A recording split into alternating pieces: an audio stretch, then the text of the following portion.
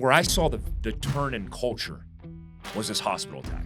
Because you saw the national media reporting like 15 minutes after it happened, right, reporting as a matter of fact from Hamas telling them that 500 people were killed. It's like, really? This just happened 15 minutes ago. Like, you just established 500 people? Yeah, 500 people dead.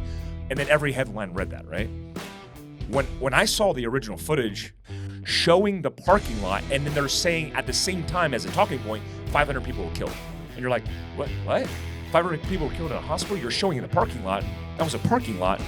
And then with all the evidence that came out, not one organization in news showed and definitively said, we screwed up.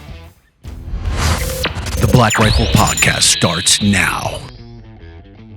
So I saw that elk that Andy has your elk in the Kalispell coffee shop. I saw the two heads mounted on the wall, right? I know, which I felt was ironic. I think that's the right term, which is you guys put your heads together in the Kalispell coffee shop. We do. Yeah. We do. I've seen some videos of guys putting their heads together, but I don't know if that's the same. They try to put a little slant on the eye of mine. Ed from the taxidermy shop. Big shout out to Ed's. He's, man, that dude. Oh. He grinds. Yeah.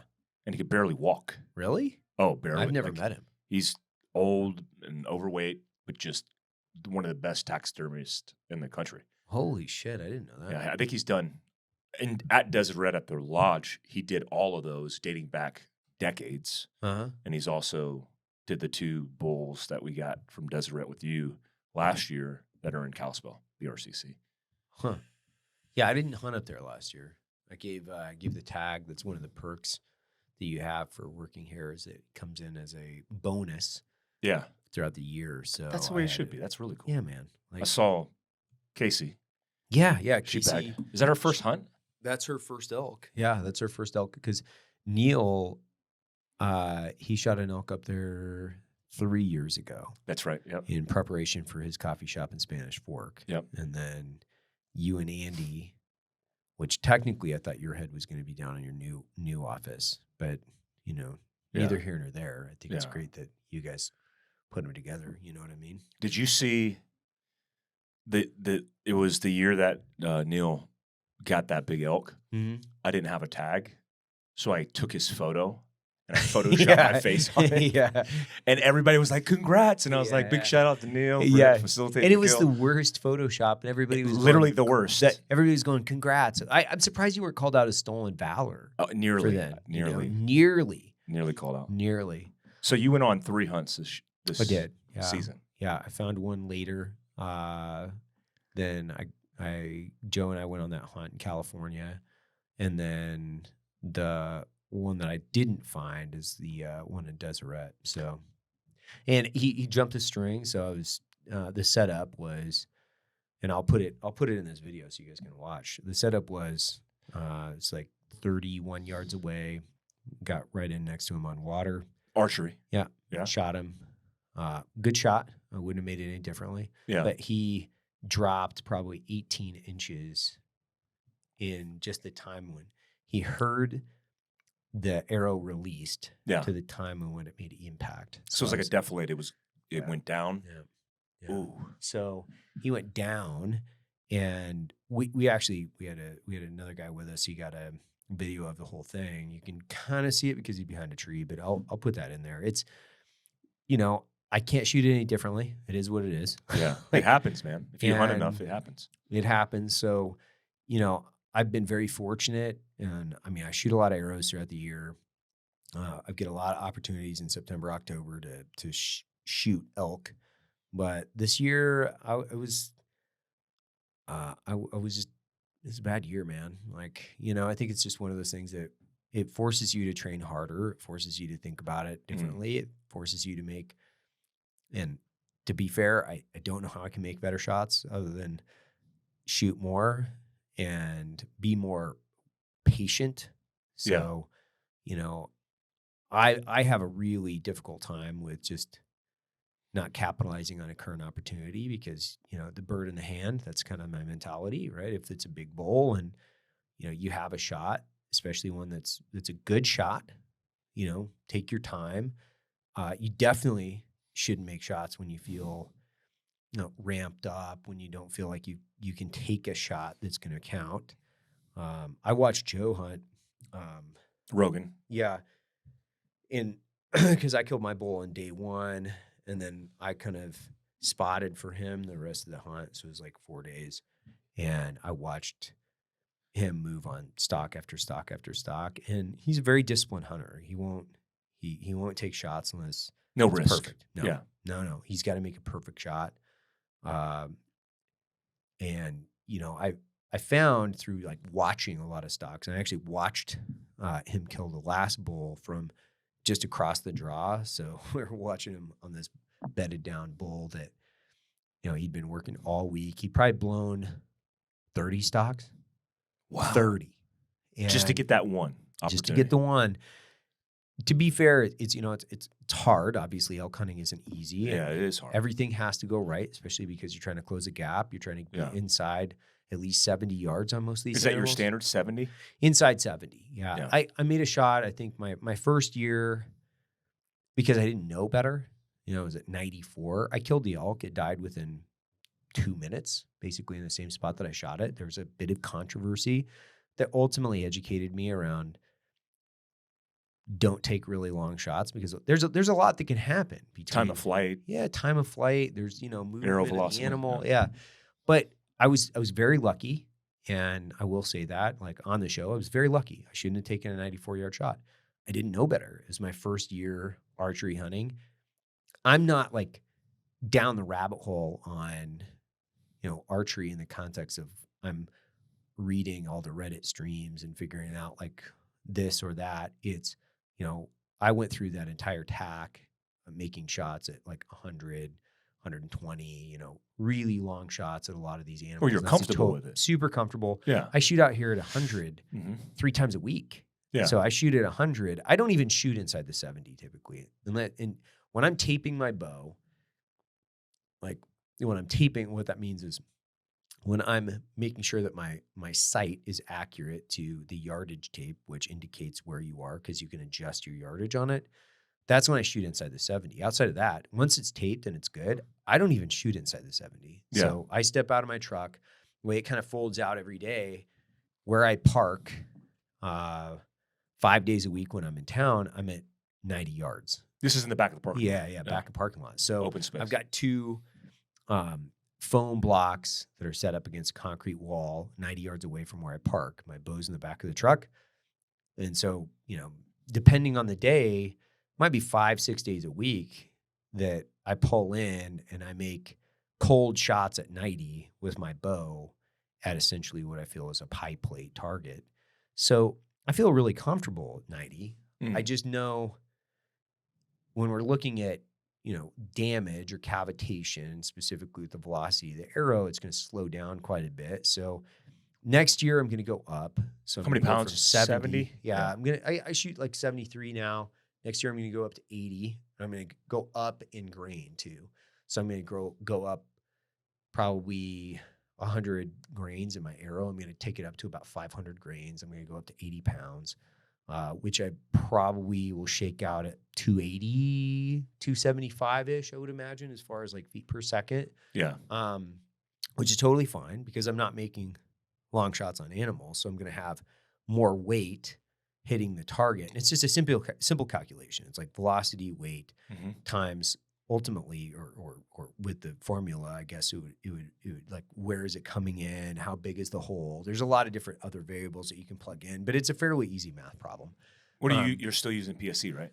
Yeah. I'm using PSE. I went up and shot with Cam last week. He shoots Hoyt. He does. What'd you think about that Hoyt? I like it. Yeah, I liked it. Yeah. It was a lot heavier than the PSE. Yeah.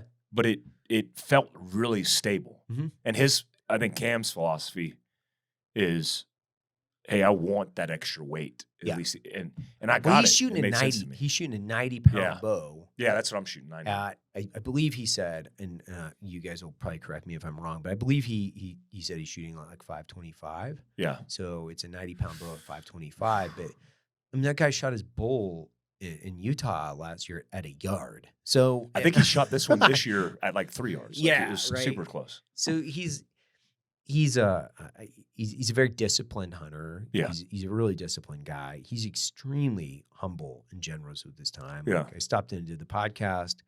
But you didn't do lift, run, shoot. No. You did limp, Talk. Shoot. pick up the bag, Yeah. shoot, Yeah. not breaking records. Because Because admittedly, I'm still holding the record, I think. well, until I got there. And then I just asked, what was Mike's yardage? That's all I cared about. And they pulled it up. They were like, I think it was 126 or something like that, right? It was 136. No, it wasn't. It was. I swear. You can reference the video. Well, whatever it was, I'm further. And that's the only thing that mattered. Because I was like, I don't care just as long as I beat my... There was no, you can't even use a sight. You're using like the plastic. Like there's no reference on the dial. Like I was like shooting. I mean, it was. I was aiming at the trees above the Yeah. target. And it was interesting because it was raining. It's a lower elevation. So I wasn't getting the flight characteristics that I get in Utah. Yeah. You know, it's way more humid in especially Eugene. It is. A lot of humidity. Always raining. It was actually just drizzling. It wasn't raining. Mm-hmm. So I was surprised at how much drop that I got from the arrow. Yeah. It was significant. It was like up and then dropped out, bottomed out. Cratered out. I couldn't hit the target at 90, whereas I'm still dialing at 90 up here. Yeah. So I was surprised at how big of a difference there was. More resistance, more air resistance. Right? I guess. Yeah. There's a little bit of elevation there, but not like it is here. No, I think he said it's like 2,000 feet or something like that. So, a couple thousand feet. Yeah, the density altitude is a lot different. Yeah.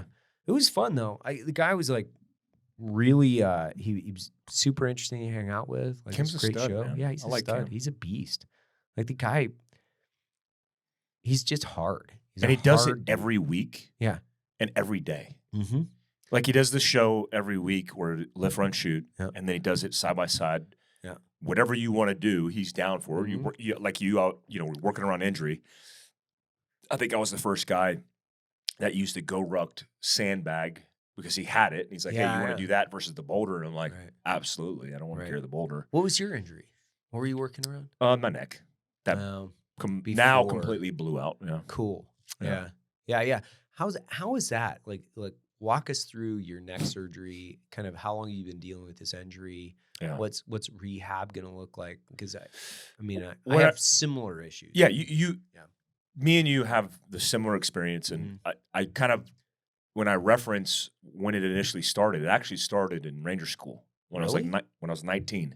The first time I felt pain in my neck was in Ranger School. From what? Do you remember? So I went to Ranger School as a leg, like a nasty, dirty leg, dirty human being. Right. A leg, if for those of you that don't understand what a leg is, I don't even know what that means. Non-airborne qualified, meaning you can walk to work. That's essentially what it is. 100%. Yeah. And so when I went to Ranger School, I went to airborne school a day after Ranger School, which was brutal. Like going to a school where you weren't suffering, you were eating a lot, but then you had to do all the Army, APFT, all the stuff. Yeah. After being broke in Ranger School was difficult. So I initially heard it in Ranger School if you're a leg in Ranger School, depending on the class, and they probably don't do it now because it's probably illegal, they put you on a 1.5 deuce. And when everybody's doing the airborne op-in, they drove us into whatever phase it was around in a 1.5 deuce, and you had a PLF off the 1.5 deuce. Yeah. Like they literally lined you up like it was an airborne op and jumped you off a 1.5 deuce, and you landed on the tank road. Right. You PLF'd, you got your stuff, and then you were out. I did that, and I remember my helmet on my head, which was a big Kevlar, which weighs about 4 pounds. Right. At the time, helmets weigh a lot more now. My neck snapped forward, and when I landed and PLF'd, I remember going, "Ooh, God, that hurt." Huh. And so, what I've realized subsequently after that, because I've had this neck issue, which I thought was my shoulder, I thought was a muscle. I was like, something up my neck. It's just like I'm blowing out my neck. And you said the same thing, like, I got this kink in my neck. It is the impingement of the nerve that runs through your vertebrae. And the more scar tissue you have, which the doctor said in working C5, he's like, I haven't seen that much scar tissue in anybody. and I had a complete impingement. So the nerves run out of the vertebrae, and I'm no expert. So if you're listening to me for expertise, I'm not. You the are guy. Asian. I am Asian. So that gives you a little bit of credibility when it comes Transition to this whole talking point to math, and I got you. But like the nerves run out, and when you start getting a bulging disc, which is known as a herniated disc, it starts impinging the nerve's ability to navigate to where it's supposed to be. Mine was the median nerve that runs into your hand. Right. So I did jujitsu with Greg Lappin, with my professor at my headquarters, Right. my jujitsu studio. And then that week I was moving my entire house by myself. Yeah, because that makes sense. It was stupid. Like Yeah. outsource the moving guys. Right. And I didn't want to bother anybody. So I was like, I might as well do it. So I was doing all this stuff, lifting all this stuff, and then doing jujitsu. And I literally had a blowout. And I'm used to a blowout where I'm like, oh God, blowed out. And now I can't move my neck. Yeah. Ironically, the last time I had a blowout was nothing sexy like jujitsu. I was taking a shower and I got out as you would naked, and I grabbed the towel and I went to throw it over my back, and it caught the back of my head. Because you dry your back. Yeah, of course. Yeah. So I grabbed it with 2 hands, threw it over, and it caught the top of my head. Yeah. And pulled down my head, and I blew out my neck that way, butt naked, just like neck brace. Completely could not do anything. This time when I impinged the nerve, the middle finger, first finger, thumb, parts of my arm, and my left toes were completely numb. What? Completely numb. I can't feel my trigger finger still to this day. I have no feeling in my trigger finger. So is this going to become a consistent excuse if you can't beat my splits? Remember when I beat you on that last video? That was the last time I was great. Right. But now that I have no feeling and I surprise myself every time I break the Yeah. trigger, I'm going to be 3 times as good as you. Oh, okay. I'm 2 times 3x. as good as you now, but 3 times. 3x, okay. I'll write that So down. I took your advice. I talked to Rogan yesterday or the day before yesterday. Yeah. And he put me in contact with the guys. I should plug them because it's a good institution. Is it in Austin? No, it's the guys in Mexico. Oh, yeah. Okay. The guys in Tijuana. What's it right? called? Yeah, Tijuana. Yeah, I know what you're talking And about. it's called. I want to. The reason I want to say this is because it's from CPI, stem cells. Yeah. Okay. The reason I want to say this is because a lot of people that I know who has our background from wear and tear have that issue. But what I realized talking to buddies who don't have our background, a lot of people deal with this issue. And so if you have the kink in your neck, if you have oh God, a chiropractor, whatever the therapy is likely going to extend the lifeline until you have a complete impingement. But eventually and likely you will have an impingement. Like you will be in that boat. Yeah. A lot of guys that I interoperate with are getting it checked out now. But it's like, if you don't get it checked out right now, you're likely to have a complete impingement. Sheriff Mark Lamb from Pinal County, he had the same impingement I had, same surgery, but he waited a year. Now he's got complete nerve damage in the median nerve where he ignored all the issues he was having before he had surgery. So when they did my MRI in the ER, they went, you have to go to surgery right now. I'm like, why? It's like bright spine, dark spine, no life, it's dead, which is why your hand and arm are numb. And that's scary because when you get to that point, that's like paralysis, essentially. It's pinching that nerve. Yeah. And so excruciating pain, they go through your neck. The procedure's not bad. They cut your throat muscle. They move some stuff out of the way. They cut the muscle in front of your spine, at least from what I was told. And then they put in disc. I have 4 artificial disc put into my neck right now. But after it's all said and done, it looks like it's going to be good. It looks like it looks like the diagnosis from that surgery, which was not fusing, but artificial disc, is likely to give me like a new lease on jiu-jitsu and all the things that we normally do. Like we're doing a jump trip in Moab. Yeah. Are you going to jump? No, I can't jump. Yeah, I was going to say. But I'll be able to eventually for all these things that we like to do. And, it happens, man. I mean, it happens. You're dealing with it. A lot of people that wore helmets. It's not nothing sexy. It's not like I got blown up an IED, which is why it's like, dude, when you wear a helmet for 20 years of your life I used to do hey-ho operations, and the SOP, because I used to do the emergency procedures and the wind tunnel qual for my guys before we did a requal in Skydive, Arizona. The EPs and all the procedures, one of the procedures were when we deployed our chute, because we don't use hacky sacks, we use rip cords, was turn your head sideways with night vision, pack whatever, lights, lasers, all the things. Turn it sideways, and while your neck is sideways, watch your chute deploy. Right. And while you're doing that, you're going from terminal velocity to 0. Right. And your neck sideways, and the way your neck is going sideways. Yeah. And that's not healthy. In fact, Chris Van Zandt, former operator, really good dude and good friend of mine. He's actually moving to Salt Lake City, which is Is great. he really? He is, man. Oh, that's cool. He's helping out with Tom Satterley's organization, All Secure Foundation. I think he's like the COO.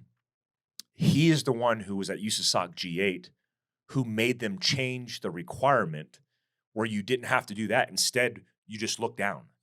Like you just clear your airspace, and then you deploy the chute, and then you grab the risers, and then you'll save your neck and likely lots of pain in the future.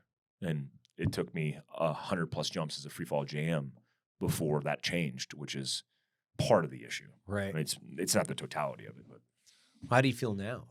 like shit. Yeah. I'm in constant pain. Right. And it's like the chronic level of pain is like a 5. And I have a high threshold for pain. I've never said I was ever a 10, but when this was going down, I was spiking at 10.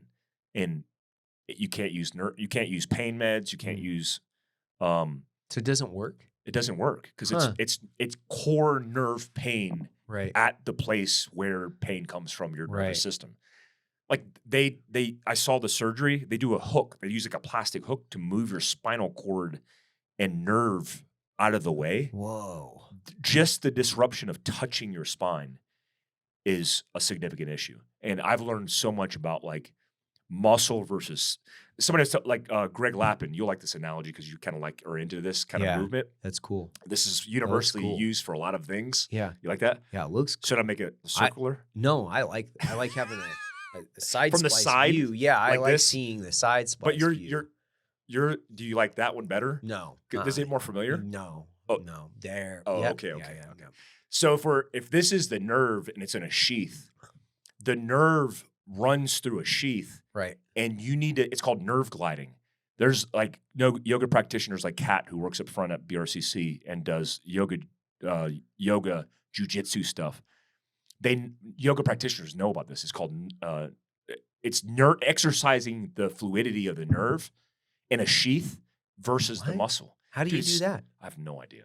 I just made all Is that there shit like up. okay. You just made No, I didn't make it up. It's legit. It's called nerve gliding. And a practitioner, like, for example, like taking your right arm, put it in here, reversing it, and then at the same time you pitch it up, you move your neck up and like this. That's exercising the nerve glide, which most of us think that the issues that we're having, we're like, oh God, my shoulder. Dude, that's from nerves. That's not from muscles. Interesting. Nerve gliding. It's a game changer. Yeah. Nerve gliding. I'm going to write this down. I like how you drew the picture of the sheath. I did. And the thing. Well, that's not. Like you need it for I later. was actually drawing a different picture. It just looks like what you were describing. Yeah, you circled it. I put an asterisk asterisk. and put a thing in there. Yeah, and a phone search number. that. Search that later. Much later. How did you like that camps? sucks, man. How did you do though overall? I did fine. I was coming from my buddy Josh's funeral in Seattle, Tacoma. Oh, heaven. So he died of lung cancer. That's right. He died of lung cancer. Saw it on Joe Kint's page. Yeah. And I knew him as well. I wasn't close to him, but I knew who he was. Yeah, he was a first group guy. He was at first group, fifth group. He was in regiment. Kind of did some time with OGA. He did the whole gambit. I knew him from SWIC. Super good guy. Truly, and I posted about this. He was like the quiet professional, right? Yeah. He was the guy that he created gravity and weight based on the fact that he only used his communication when it was absolutely necessary and when he was conveying a very specific point. So like, it was these things are always kind of mixed emotions because you see a bunch of people that you haven't seen in sometimes 20 years. But you're also saying goodbye to somebody that you've known for, 20 years. And, our peer group, one, we have something like a 300% higher rate of cancer than what I would say is a civilian, a non-deployed civilian, especially guys that did lots of rotations with the GWAT. And, seeing how young he was a couple years older than I was. He, died of lung cancer. And it happened really fast, right? It was like from diagnosis to... Yeah, he had dealt with cancer and then cleared it a couple years ago. And then it eventually it came back. Metastasized. He didn't really understand. He didn't know that it had come back until it was too late. And I think what it does, it reaffirms my commitment to trying to understand kind of our high rates of exposure to toxins, and then how can we help specifically. You can't let a what I would say is a prominent life event like this affect you negatively, where the outcome doesn't come out as positive. And I think turning that event into something that I can turn attention to, specifically with Hunter 7, being very dedicated to how do we get guys in to do cancer screenings? How do we get them to go in and get their blood work done? I mean, guys, like, it costs you less than $100 to go get your blood work done, like full panels. Like, call your doctor and tell them, pull my panels. And they're going to say, well, what do you want? Like, I mean, and to be fair, I'm not discrediting medical professionals. I'm just saying over the last couple of years, I've tried really hard to find a doctor that I can talk to on my level, which is like half idiot, half like, pseudo, health professional. I don't even know if that's correct. But at the end of the day, I understand. I've been, dealing with my body obviously for, 46 years. And the one thing I will say about the military is, like, you constantly got your physicals. Like, you were getting a physical. Yeah. And then if you're going to a school, if you're doing something else, and you had your med records consolidated, right? You could see, you could look at your panels. Yeah, I can pull up my med records, and I literally can look at 20 years of panels, because every year I was prepping to go to like Scuba or Halo or some other fucking stupid school where it's like, oh, you got to update your physical. You got to go down and get your, go get a finger stuck up your ass and get a whole, panel of information. And now that I'm 46, I have to do that kind of on my own. I have to push my doctor to say, no, dude, like, I'm going to spend the $100. I'm going to go get a full panel. I'm going to look at my blood work. I'm going to look at my, everything. I'm going to look at my C-reactive proteins to my cholesterol. It's not just going to be this, like, a couple key indicators. You got to look at everything, and you have to put it through, where's the median, and then where am I at, and why? Why am I high here? Why am I low here? Is that what Hunter 7 does? No. Is that her specialty? Or? Hunter 7 does a combination of things. I won't speak for them because she's going to be on the podcast talking about it. But what they do is they'll pay for people to get early screening. So if you've been deployed, they'll sponsor you to go get the tests, like full panel tests and screenings. Hasn't Matt done it? Somebody, one of our guys went through the boot campaign. Matt did that, and that's more brain related. Yeah. This is really, it's paying for additional layers of care, paying for research. So they're going out to study what's happening in our peer group, trying to fund early warning detection. So it's a really important thing that they're doing. It's a super important thing that they're doing. I hope to have the founder on the show in the next couple of weeks. So I don't want to spoil the information that she's going to put out, because I'm sure there's a lot more. We've been working with them for several years. We're donating a 6-figure check to the organization next year. And I think it's really important, because as I went around is it kind of kicking the tires with everybody, seeing how they're doing? Guys aren't doing good, man. Like, they're a lot of guys are coming down with cancer. Like, there's a lot of guys that are our age that are coming down with cancer. And I don't know if that's the right word, coming down with it. Like a cold. I don't think it provides the weight or significance of what it is, but they're. His was lung cancer, right? Yeah. Was he a smoke? No history. Here and there, like a lot of us, right? It's like you might have a cigarette here and there in your life, right? Yeah. But not like a regular cadence to call yourself or define yourself as a smoker. Yeah. Not enough where you would say like that was enough, right? So, trying to kind of think about this in a way where the last week I've been spending a lot of time trying to think about the weight and significance of this specific thing. And then how do I, turn kind of what we do into awareness for these types of things. I mean, just that overwhelming statistic, if you're a GWAT veteran that deployed over, the course of, we'll say, 2003 to 2020, you're going to have a much higher rate of developing a cancer than your standard civilian working at a bank or wherever they are. I remember Hunter 7 focusing on trash pits. Yeah, burn pits. Burn pits.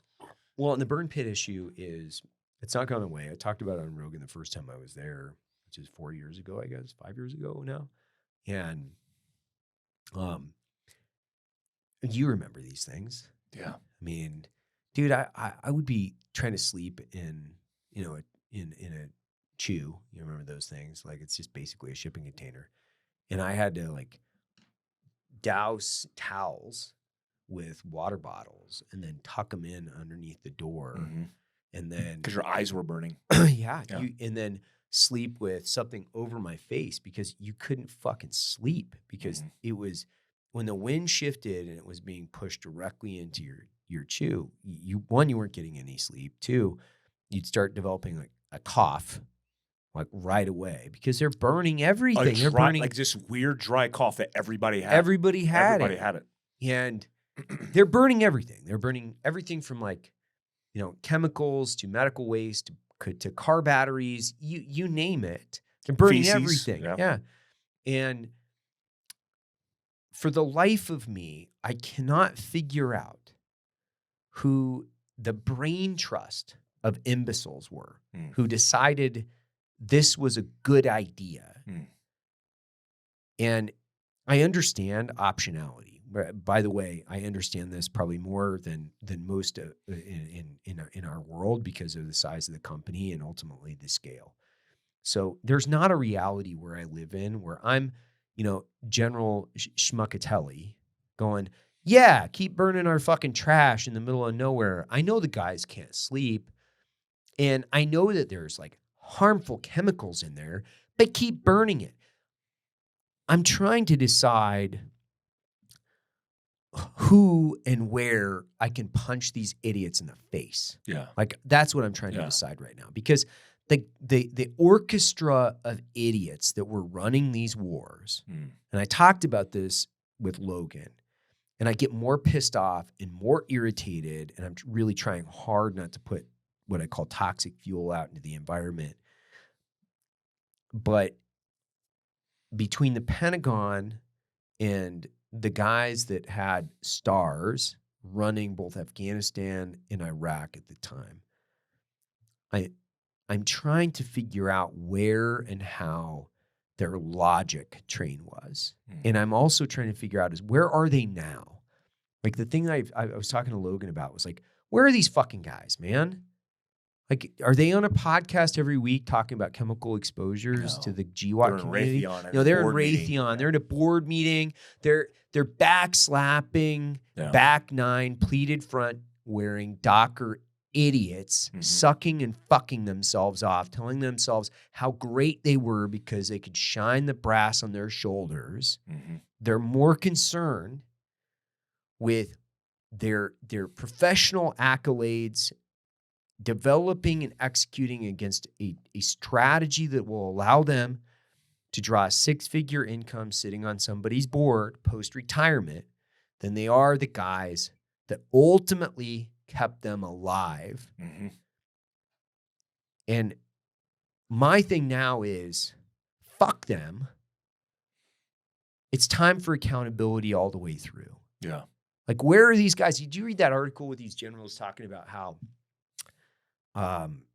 we don't have a black mold issue in the barracks. We have a discipline and cleanliness issue with the soldiers. Wow. Don't get me wrong. I can see both sides. Yeah. The arrogance associated with this cross-legged pseudo-intellectual fucktard that was like, we don't have a black mold issue in our barracks. More importantly, if you've spent more than a week in the Army, you understand we have a mold problem in the barracks. Every barracks. Dude, we use World War II barracks for places that we were at. I remember going to Fort Polk, Louisiana. Preparing. Asbestos, lead, dude, all the things. And to have these guys that have quite literally zero understanding as to what their soldiers are doing, where and how they're being exposed to different things that they can improve. To blame your soldiers, is that leadership? No. Is that leadership? Assuming accountability from a leadership perspective is saying, you know what?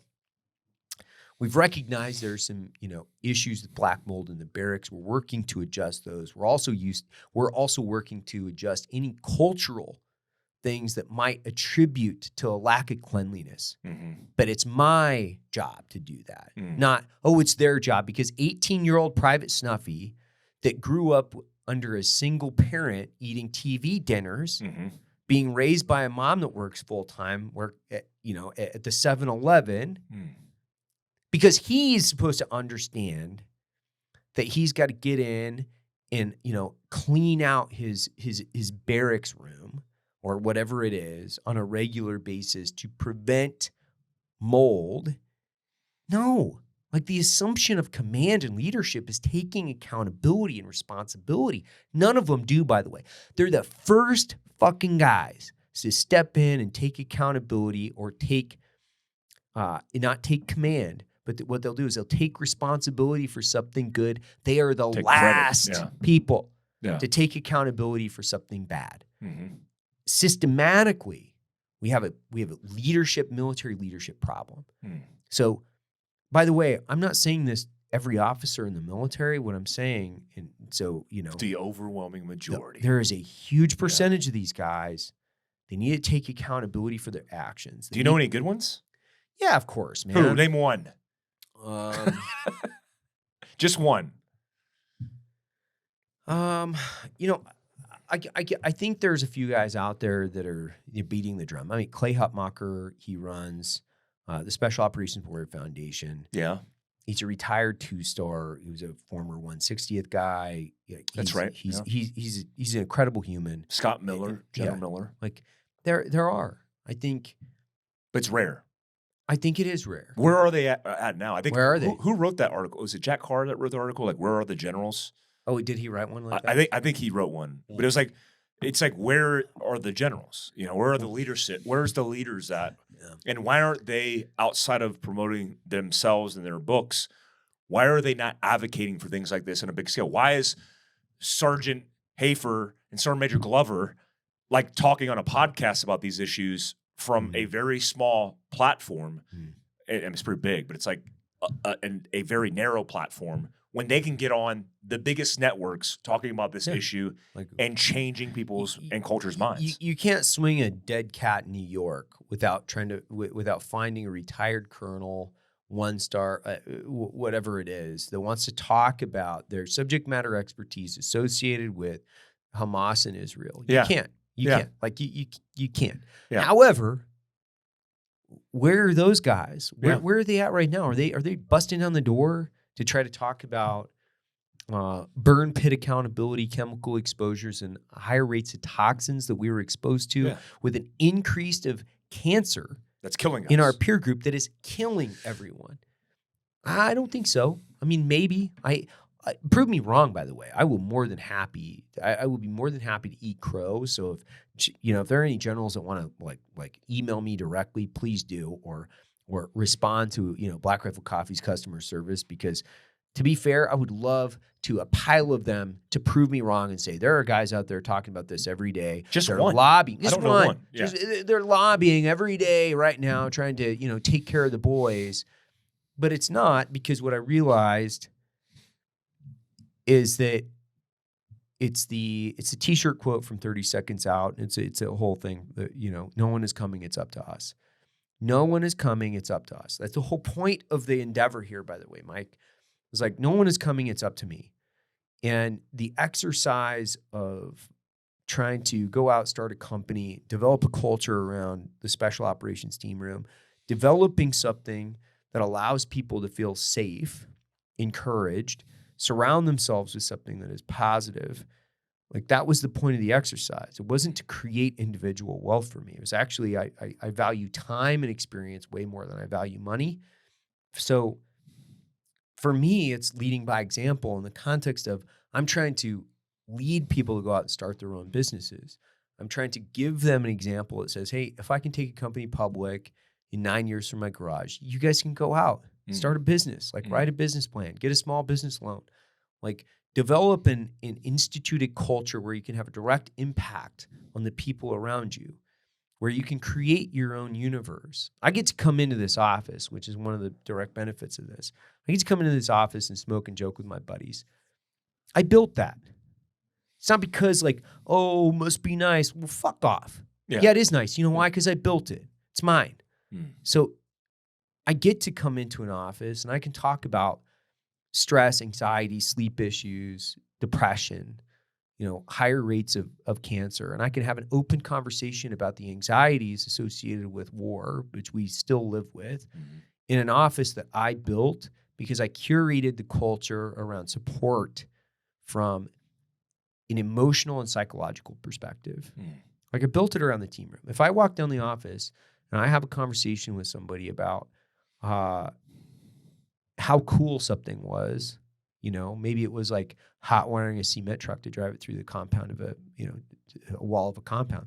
That's cool. Nobody looks at me like I'm a psychopath. Here they're like, that's cool, man. I remember this other time when I was doing this thing. You can't do that in 90% of the business places in America. You can't go have this cool conversation about, jumping out of a helicopter at night or, running through the fucking mountains for your life or whatever it might be, because your peer group, your subset of employees are going to look at you like you're a fucking lunatic. If somebody comes in and says, man, I'm having a sleep issue, I'm dealing with a little bit of anxiety and I don't know what to do, they can talk to the CEO, me. And I can go, hey, this is what I did. It was get blackout curtains, a noise machine, change your diet, work out. One of the reasons why we have a gym here with a sauna. So guys can come in here and fucking bang out a bunch of steel, work out all their energy, and then go to work and then go back home to a place that they love. That's the whole flywheel effect of establishing a home life where you can curate your own adventure there of love and support, and then going into another company or your professional work environment where you're loved and supported. It's a positive flywheel effect. How do you just further disseminate that culture though outside of a podcast? Is there another opportunity? Can you go out and push that information in different ways? I mean, I'm sure you talked about it in Cam's podcast and maybe. I don't talk about it too often. You know why? Because it makes me sound like braggadocious or some way where I'm this makes me sound like a fucking asshole. Well, there's a recipe there for success. I mean, there's a recipe there for changing culture in your own way. I'm sure people are interested in hey, what's the step-by-step? What's the pro tips? How do I do that? I mean, how do you do it, I think, is one. It takes courage. Yeah. It does. It takes courage. You have to break out of your 9-to-5 life. You have to change it. You also have to be willing. It's scary, right? Yeah, it's scary as shit. You know that. Yeah. Dude, it's scary. When you're hunting and killing your food, it's scary. When you can't go to the grocery store anymore and you step out into the field and it's whatever I do out here is how I eat. That's what it's like. Taking that first step, saying, I'm not gonna go to the grocery store. I'm only gonna survive off the land. Whoa, that's big. That's a big deal. It's the equivalent of starting your own business. It's like doing the invasion. Yeah, dude. I never got an invasion. I was in the Q course during the invasion. I was in selection in 02 and then Q course in 03. But I imagine you did the invasion, but it's like in the invasion, and I'm making shit up because I wasn't in the invasion, Make it up. but I assume that when you were doing day-to-day ops, you're doing truck side. You're not doing in an ops in. You're not doing your operational plans. You're doing it off the hood of the truck. Yeah, it's You're doing sand tables by the sand and the dirt next to the truck. And every single day, you're like, I don't know what's going to happen tomorrow. We could all get hit with a Scud missile tomorrow, and we're all dead. We could, whatever. It's like the unknown every single day. But all your actions that you do individually and then as a team are going to dictate the next gate in your future. It's like, we can go through this gate and we could take a left or we could take a right. Maybe we could take a left, we potentially get killed. But if we take a right, but potentially we get injured. We don't know. We're not going to get unscathed, but it's scary. It's sketchy. But you do the best you can with the information you got. And that seems like the entrepreneurship adventure or experience. Yeah, I think, one, you have mission success, right? So you clearly have what I would say is mission success or your mission success criteria. What is it? What are you doing? So ultimately, the push to Baghdad is a good example, which is like, we're going to Baghdad. Okay, we're going to scoop up, a bunch of feta-ine shit bags on the way up. We're going to, but outside of that, I was like, hey, we're going to Baghdad. Like, okay, get to Baghdad. Yeah. So you have to have clearly defined mission success criteria, and then you have to have goals and objectives associated with your mission success criteria. And, starting your own business and then moving out in a way that's like, it's very, it's entrepreneurial to your point, but it takes a significant amount of courage, which also takes self-confidence, because when things get hard, you've also got to have the psychological wherewithal to push through the downside. Because trust me when I say like 10 years, there's it's not like a fucking constant perpetual high of highs. It's like high, low, high, low, high, low, low, low, low, high. It kind of all over the place. You and I've talked about it a lot where, I can call you and I can lament over bullshit, and you can be empathetic to my plight, and you can say, but that's okay, dude. Like, we got it. Let's go. Same thing. You can call me and you can like say X, Y, and Z, and we can like bounce ideas off each other. We can talk about what it's like to be in business, how tough the environment is right now. And it is. It's difficult to be in business right now. It's extremely difficult. But you have to have, 1, your mission success criteria. 2, you have to have goals and objectives. And then 3, what I would say is you have to have not only self-confidence, but you also have to have teams, right? You have to have individual and collective skills that flow back into your team where you're unconsciously competent at proving that you can meet or exceed your goals and objectives. It's a lot. It's a lot to digest of what I just said, but it's not that hard. It takes discipline, it takes courage, it takes, self-confidence. But I'm no smarter than anybody else, right? It's like you and I have, I would say, just above average IQ, if not average. The difference is that we can triage, prioritize, and execute against its standard, and we hold ourselves accountable. We'll take responsibility for our actions and hold ourselves accountable. Whereas a lot of people don't want that accountability. They don't want to step out and, walk across the tightrope without the safety net. They don't want to do it. And that's okay, by the way. Hey, not everybody's cut out for this. We shouldn't say everybody should do it. I'm saying those that are thinking about it and those people that are finding themselves the excuses not to do it need to delete the excuses and fucking do it. Because when you're at the last minute of your life and you've been grinding yourself into moon dust for decades around whether or not you should or shouldn't do something, the thing you're going to remember is this. You're going to remember that idea that you had, that you wish you would have had, or that you wish you would have executed on, but you didn't have the courage to do it.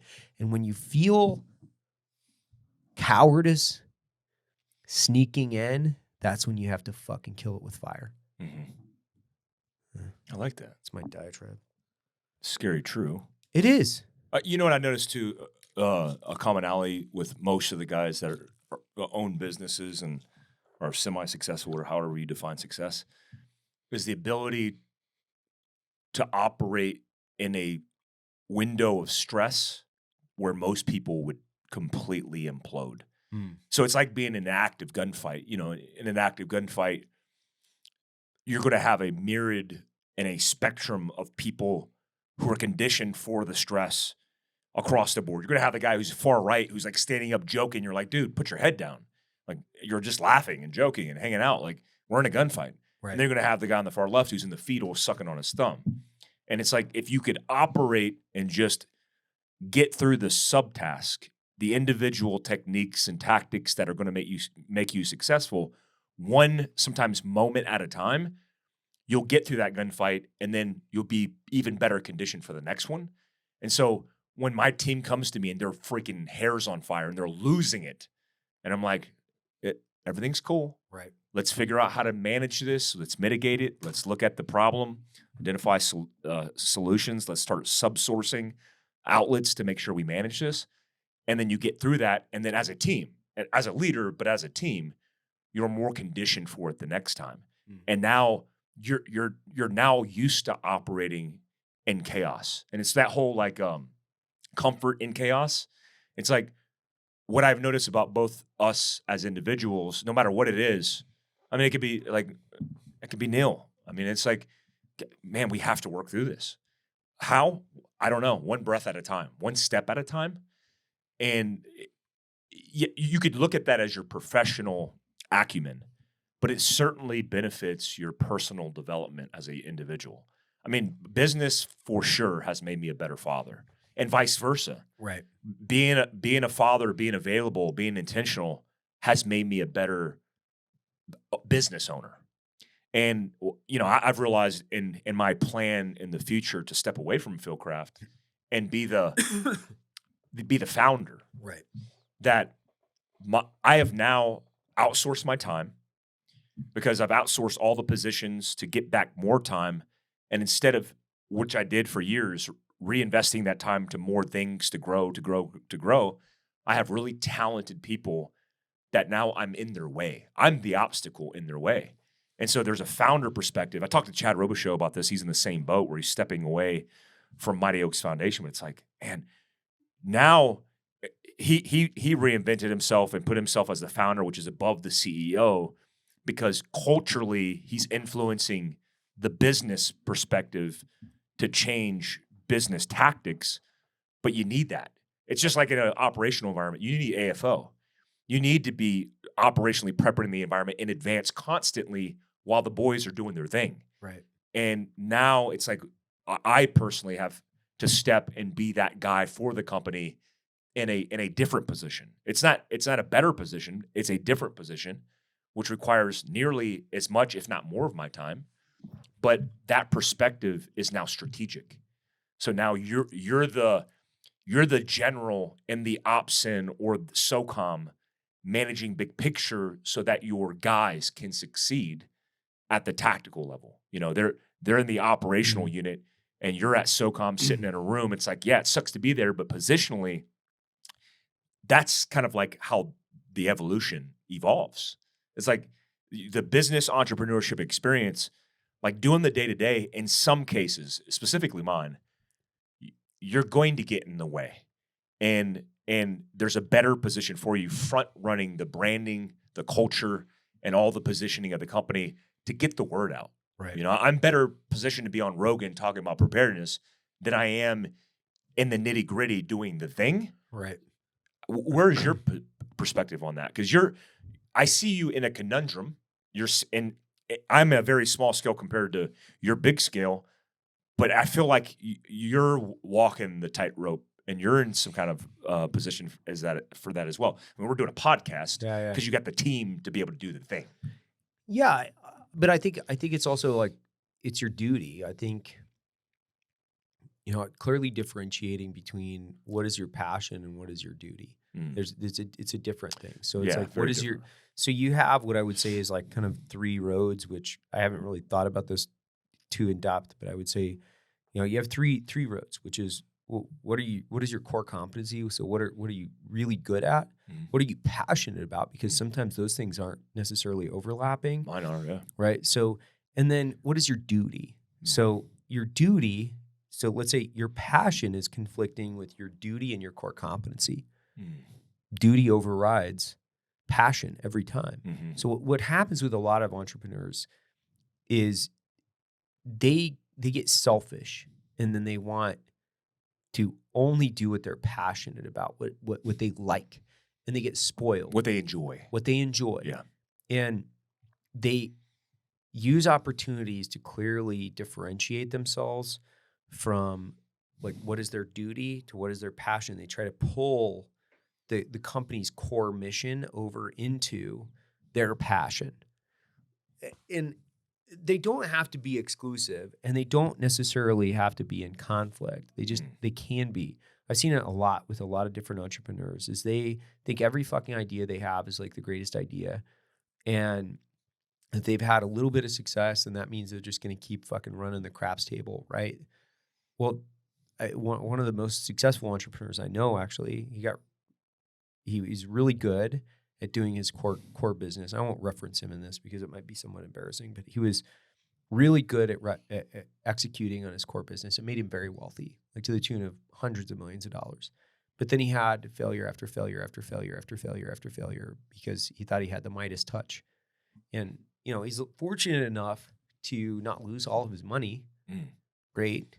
But what I call it is like drinking your own piss, right? It's like you can get away with it once, maybe twice before it starts to literally kill Shut you down. Yeah, it will kill you. Yeah. And so a lot of people, what they'll do is they'll feed themselves full of their own ego, and then and the organization they built will allow them to do that as well, because if you've hired a bunch of yes men, when those yes men will just in turn like golf clap every time you open up your fucking mouth and make you feel like an exceptional human every day of your life, you're not doing yourself any favors because you're not having an objective reality check with yourself. So what is my duty? What is my core competency? What is my passion? People conflict those things all the time. And I have the same, I have the same internal conflict. I'm not any different than anyone else.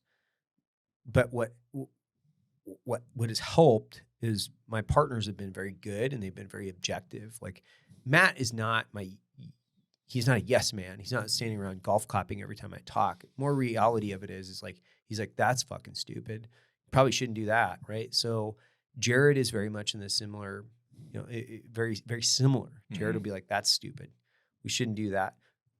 Most of the time I would say my partners tell me I'm stupid, then like, great job, congratulations, high fives and accolades all around. Most of the time what they're doing is they're blowing fucking holes in every idea I have. Which is good. It's great. Yeah. That's what you want. You want a meritocracy. You want may the best idea win. And ultimately, can we have a leader that is their duty, their responsibility, and their passion to execute against what I would say is the highest priority of the business that aligns with the goals and objectives associated with it. And it's not an altruistic endeavor. It's not as if you're doing it for free. You're also being compensated from the company. But what I will say is that we've had this really easy economy over the past decade where there's a lot of very complacent business leaders that have been fortunate to lead businesses in high growth economies, and they haven't had to make really difficult decisions. The most difficult decision they had to make was like, oh my gosh, we have to hire remote employees, but they don't have to make the tough decisions when it comes to overhead or cutting salaries and wages. They don't have to make the decisions in negotiating higher interest rates for their capital stacks. They're not in those. And what I would say is like Silicon Valley has bred this era of complacent business leaders where it's basically a spigot of free money because you had plus or minus, we'll call it $1 trillion float through there in the last 10 years, if not more, it's lended itself to things like WeWork. And by the way, I'm not saying anything negative about WeWork, but I never understood it. Like, just doesn't, how does this work? How is this like fundamentally if there's a shift in the economy, and if your P&L could be shifting all over the place. I never understood how this was getting such a high multiple. I never got it. Okay, I didn't have to. It's not me. I was like, oh, this shit's way more sophisticated than I'm capable of understanding.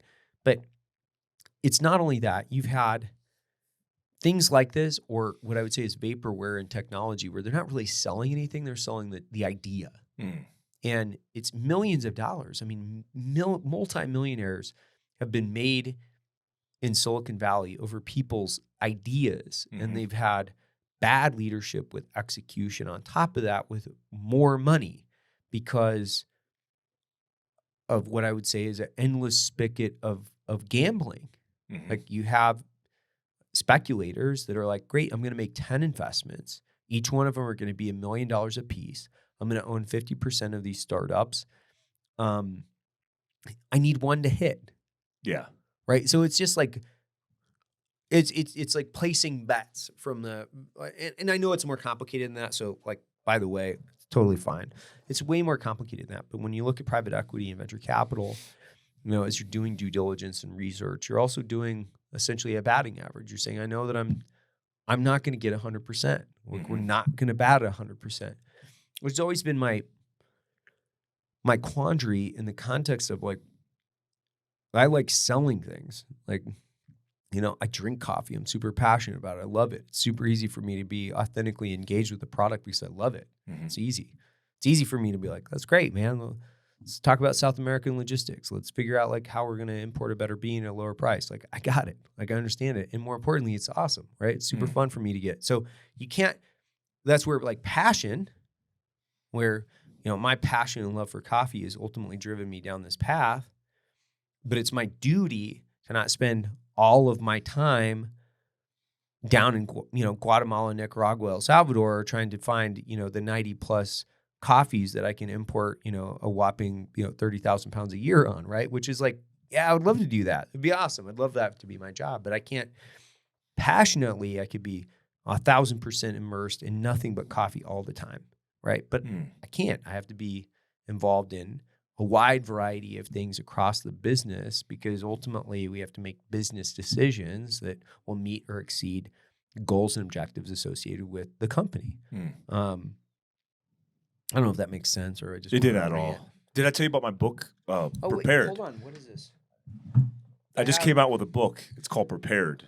It's called Prepared. Hold on. I'll read the interior of this. Yep. Even. Thank you. It's in Korean. How you're insulting my heritage. And then it's like in allowing me to support your mission at BCRR. Really? Even. Yeah. I get it. Even Steven. Yeah. DOL. Love you, doll. Yeah. Is that what it is? Who do you think? Have you even read that book that I gave you a year ago? No. You've had it for a year now. No.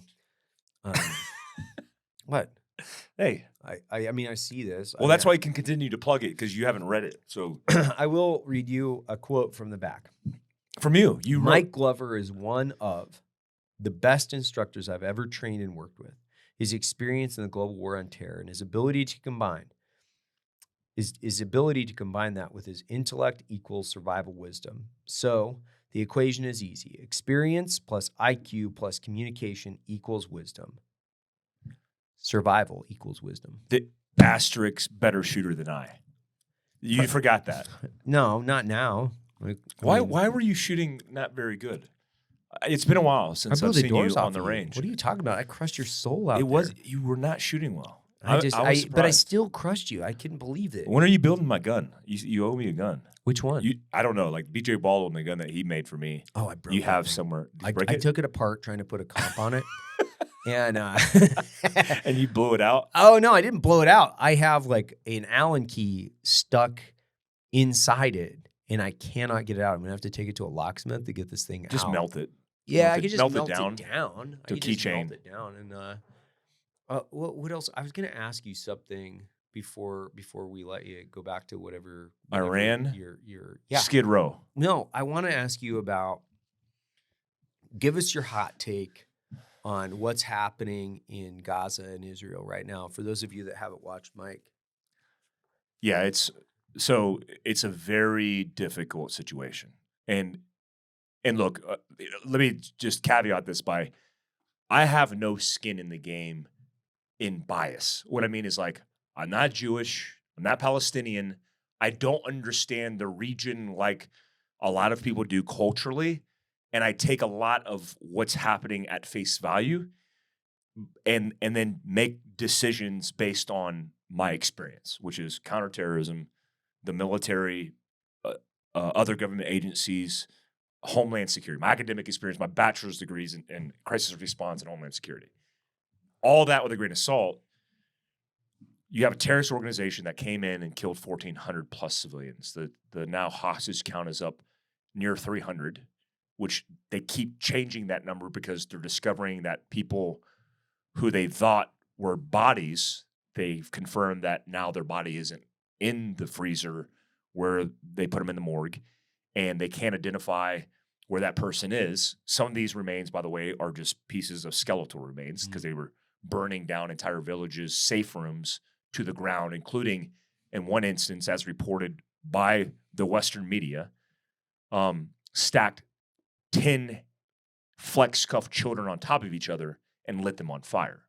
So this is the circumstance where you're dealing with a terrorist organization as designated by a terrorist organization since the 80s, and has been in charge of Gaza since 2006, 2007 timeframe. So you take that with a grain of salt. That's very binary to me. There is no gray area there. Terrorist attacks, kills innocent civilians, you defend yourself. Mm-hmm. Israel's self-defense in their campaign is what most of the free world would do, right? If you're a sovereign nation full of laws and you actually have a moral compass and you have regulations, and in the Tactical Operations Center, there's a JSOC officer sitting next to the IDF commander. Like, that's how it's operating. It's like they're not getting away with things. That's what it is. Right. They're doing a phased campaign. The part of that first phase of campaign, because now we're in phase 2 of it, was to surgically strike. But you have a terrorist organization who's now the government. Oh, by the way, suppresses their own people, stones gays to death, murders innocent women because of fidelity and the witnesses. Sharia law is in effect. Correct. Yep. They surgically strike them, but those places in which they're striking have civilians because Hamas uses civilians, including firing rockets from behind them. And where I saw the turn in culture was this hospital attack. Because you saw the national media reporting like 15 minutes after it happened, right, reporting as a matter of fact from Hamas telling them that 500 people were killed. It's like, really? This just happened 15 minutes ago. Like, you just established 500 people? Yeah, 500 people dead. And then every headline read that, right? When I saw the original footage out the gate, I was like, okay, not rocket scientists here. You see a parking lot. The cars aren't even flipped upside down. They're scorched. That's propellant. That means that whatever the attack wasn't explosive, concussive, and you don't have. I don't have a degree in ballistics and understand intercontinental ballistic missiles technology. I just know this from experience. When things are burned out, that's typically a propellant that's burned out. No concussive blast. Yeah, blew out glass, but it looks different. And then when you see the perspective, it's like, that's not a hospital. It's a parking lot. Where's the hospital? And then you have people like MSNBC was literally reporting while they're showing the video from Hamas or from journalists in Palestine or in Gaza, showing the parking lot. And then they're saying at the same time as a talking point, 500 people were killed. And you're like, what? 500 people were killed in a hospital? You're showing in the parking lot. That was a parking lot. And then with all the evidence that came out, not one organization in news showed and definitively said, we screwed up. And then when I reported on it on Prepared on my Mike Glover Actual YouTube channel, and then talked about it, everybody's like, you're just siding with Israel because you hate Muslims. Like, oh, that's interesting. Like, I've never seen this kind of, like, I don't even know what this is. So now I understand culturally how divisive it is. and outside of the Harvards and the NYUs and all the things that people are advocating for and the Israeli side, the mistake Israel is making is the length of time they're taking to actually campaign a ground invasion into Gaza. And they're also strategically making a mistake because they're overtly advertising what they're doing, which you don't like to do, but to win the hearts and minds, the best way they know how, they're advertising it. That's not good enough for Western media. That's not good enough for the, I would say, radicals who are advocating for Hamas and their atrocities. It's like they're telling you they're going to bomb you because of Hamas location is here. They're dumping leaflets and literally saying this is what we're doing, but that's not good enough for you. The mistake is they're losing the opportunity to surgically strike by doing the ground campaign. Now, I think that was stifled by our own because of the Haas's circumstance, and I get that. Diplomatically, I get that. Sure. When they released a couple, and they released 2 Americans initially, a mother and a daughter, it's like there might be an opportunity for more. Completely understand. Except it's a terrorist organization, and they're a bunch of scumbags. They're underground. Those hostages are in a tunnel somewhere, 311 miles of tunnel, by the way, 100 feet below the ground. And now they're just starting to prep the objective to do the sweep across. I don't know how this turns out, but it doesn't turn out well for America in our interest because we're going to be involved. We can't let Israel flail. We can't let Lebanon and Hezbollah strike.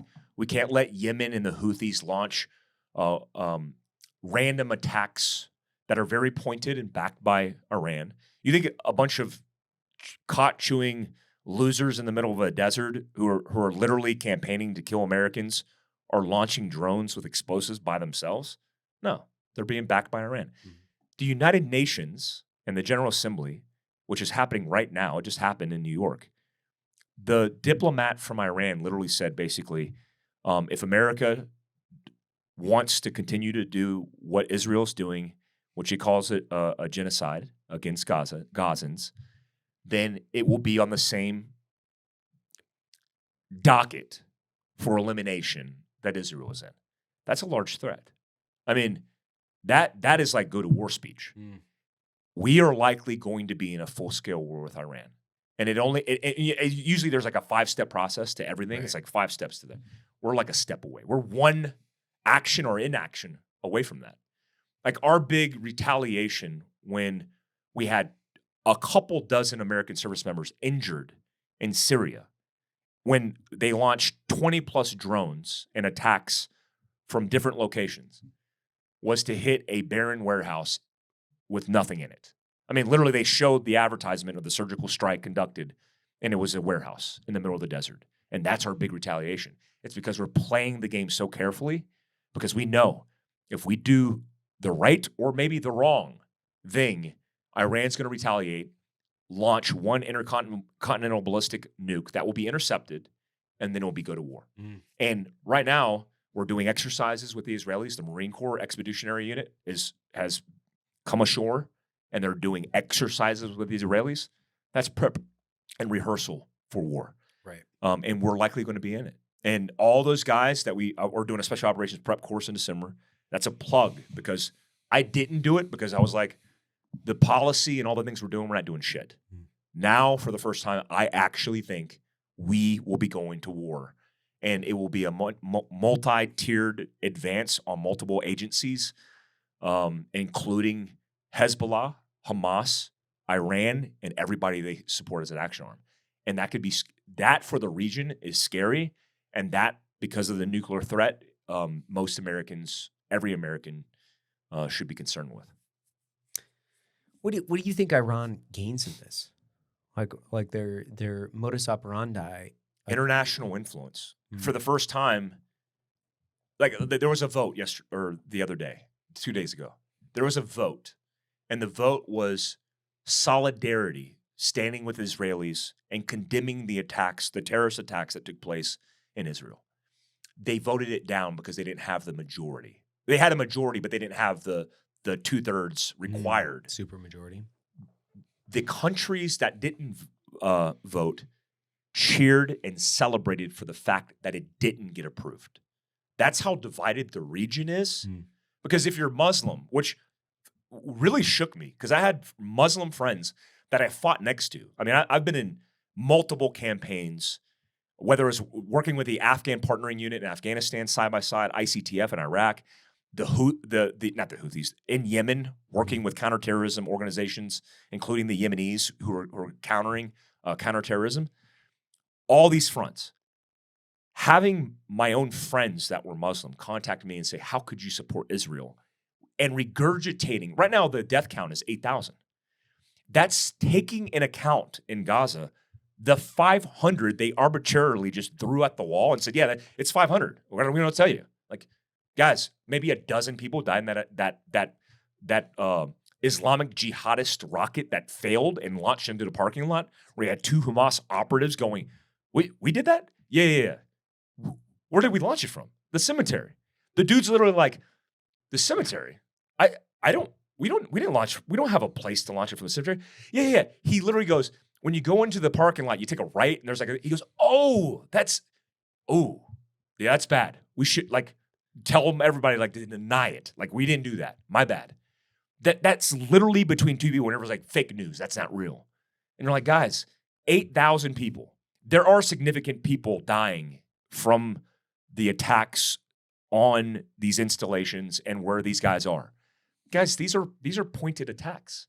We likely have guys in the operations center that are creating enough correlation and fidelity to attack these targets, which means there's a criteria. It's not just like, "Hey, there's a hospital, push the button, evaporate the hospital." It's like, "Hey, we have to have signal intelligence. We have to have some kind of corroborated reports. We have to have multiple layers to say that's where it's at, and that's how they strike." But people who don't understand that just see it as a genocide. These guys are Zionist. It's like, holy shit. The international community is backing Iran. And if you're let me give you the last point on this. The king of Jordan, King Abdullah, he did a speech in Egypt. 70% of Jordan is Palestinian. Mm-hmm. The Egyptian president and the king of Jordan, who are big Muslim supporters, they're Muslim themselves, 70% of Jordan is Palestinian. The Palestinian Authority is based in Jordan. They literally said, "We're not taking one refugee from the circumstance." And you're like, what? It's like, look, we're not going to take one refugee. At the same time, he was saying that certainly Hamas is bad. There was a terrorist attack, and certainly their self-defense is allowed. But the continued strikes with no deliberate understanding of how long this lasts and disaffecting innocent people, which I would wrap under collective punishment. I mean, that's what it is, is not good. Completely agreed. You don't have to be binary and conclusive in this debate. Most people think it's either Israel or Palestine. It's like, guys, I don't have any skin in the game. I'm reporting it because I want you to be better prepared, and I want to give you the talking points from both sides and give you some assessment. But the reality is, it is a very complicated cultural issue. So you could say being hit by terrorists is bad and kill all the bad guys. At the same time saying it's not okay for Israel to continue to bombard and disaffect a population of 2+ million into wasted Stone Age. Until there's no, that's it. It's like rubble. That's not okay. So what's the answer? Well, they're working through the phase campaign, and we'll soon see. Iran is likely to get more broadly involved, gather international support, and then justify their retaliation and say, "Hey, we told you. We said at the UN Council when you guys voted down that we're going to stand in solidarity, that we're going to attack if they continue." So when we hit an Israeli tank and Bradley column going into Gaza and we kill 100 Israeli soldiers, expect that. That's literally what they're doing. They're setting the international stage. And when they do it, there's going to be a UN, probably a convention where they come together and everybody goes, "Hey, what are we going to do now?" And most of the UN support, the United Nations support, is not going to support going to war with Iran. And they're going to say, "If you want to do it in America, you're on your own." And we're going to be like, holy crap. And a lot of people are going to be advocating for it. A lot of people are going to be advocating against it. But where do we stand in all this? Well, it's one of the reasons why I'm going to LA like this week, because it's like that's what we're left with. Right. Homelessness, drug overdose, mental health issues, real issues like cancer and veterans that we're not paying attention to. Our economy, which is broken and tethered, and then policies that are in place that make no sense, that are only destroying and debilitating our company. In the last 30 days, in September, 260,000 people came across the border. The record was 230 the year prior, under Biden. 30 Iranians were detained at the border. 2 of them were on the terrorist watch list. My question is, how many of them got across in our country, potentially going to attack us? Right. It's scary times for a lot of reasons, including we're not paying attention to anything but everything outside of us when we should be focused on our country and the issues that we're facing. Yeah, I couldn't agree more. I think I can't really like capstone that to any degree of significance other than like we've seen this over the last couple of decades, which is the transference of wealth from the taxpayer into the focus in the build of the military industrial complex in the Middle East, which, by the way, both Mike and I were in Iraq and Afghanistan both. But the largest transfer of wealth in modern history has not been from the taxpayer to bail out the banks in 2007 or 2008. It's actually through the military industrial complex over 2 decades of war. That was the largest transfer of wealth. Yeah. So when we really think about going to war, and we think about what is the actual cost in both blood and treasure, both you and I could name countless friends that are either lost in conflict or post-conflict. I'm more so convinced now today that concentrating our efforts on building a great country, like building infrastructure, educating children, modernizing our industry, the investment will return tenfold. This quagmire, which ultimately was the definition for Iraq from the Iraqis, which you will enter in a quagmire, is exactly, I think, what they put out. They were right. It was a quagmire. It was an exercise, and I talked a little bit about this to quite a few different people, which is when you see the exercise in the expenditure of taxpayer dollars, which ultimately is a war of occupation. When you think about a war of occupation, in definitely within countries that have no means in order to jeopardize your sovereignty, a war of occupation against a country that can't take away your sovereignty, meaning your ability to exist 100 years from now, that is an expenditure of taxpayer dollars and blood from your citizens. It's a choice. When it's not a choice, means we're going to roll out of bed in a week and start speaking German because the Nazis are going to attack us. And they do have the means, because when we roll back the clock several decades into 1941, we didn't have a choice. It represented our means in order to carry on the constitutional values of the United States 100 years from now. We didn't have a choice. We did have a choice, ultimately, in the wars of occupation and how we fought Afghanistan and Iraq, both. We can debate the ethics of the way they were fought. I'll never debate the American service member and whether or not they represented their country in honor and dignity, because I believe that they did. The problem is that politicians were persuaded in the way that they were managing and executing against those wars for extended periods of time because of the military-industrial complex. That's my belief. The lookout and the warning is that now that we've deteriorated our infrastructure and the lack of investments, the lack of possible investments that we could have made over the last 20 years within our country here, has directly made us more vulnerable than we've ever been before. It hasn't made us safer. It hasn't. It hasn't made, letting 260,000 people across the border doesn't make us safer. It doesn't make us more economically viable. It doesn't.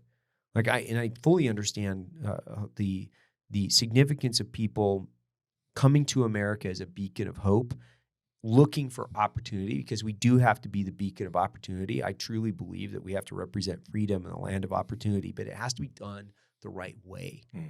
And like when I talk about, South America specifically, and I talk about, coffee imports and working with good farmers and stabilizing different economies, specifically south of our border, I'm creating jobs not only here, but in South America through sustainable farming and coffee that ultimately does represent long-term investment in having the right economies within Nicaragua, El Salvador, or Panama, regardless of the country, so we can create more jobs there in our hemisphere that ultimately makes us safer because we don't have to protect our borders. If we're building economies in our own hemisphere, we're helping our neighbors. That prevents a large influx of illegal immigration here in the United States. It's not us saying we don't want to help people, because we do. Like you and I are very, I think, moral characters in that regard, is that we do want to create opportunities for people. We do want people to succeed. Like I want to see Americans thrive. Mm-hmm. And I think part of that is we've outsourced so many of our professional workforce to one of our biggest foes, which would be China. So, imports and technology. I mean, think about the iPhone, right? So you think about this thing. We can't make one of these in the United States anymore. No, can't make a phone in the United States. Don't have the talent. We're more than happy to outsource the talent, the technology, the minerals to countries like China, and then ultimately they're going to take advantage of slave labor in a lot of these other countries in Africa where they're taking cobalt out of mines. That's fine. That's fine for a lot of Americans because it's subsourced. They're going to line up for the next iPhone. They're going to be okay with that. Yeah. The second you talk about building jobs in the United States, the second you talk about building jobs in this hemisphere, really, really executing against tight trade regulations that not only encourage but enhance our ability to protect our country by cooperating with different, like Mexico's a great example. They're right across the border. Like there's ways that we could really work within our hemisphere with the countries that are right here to, if we can't afford the technology, meaning the professional workforce and the building of that professional workplace, so we can afford this phone. And if we can't do that in the United States, we sure as shit need to concentrate on doing it in our own hemisphere. Like it makes kind of like no sense to me as to why people aren't beating the drums for, and I know there's actually a ton. I had a really interesting conversation with Eric Prince. He's got a phone coming out where it's like, he's building it not in China. He's building it in another Southeast Asian country.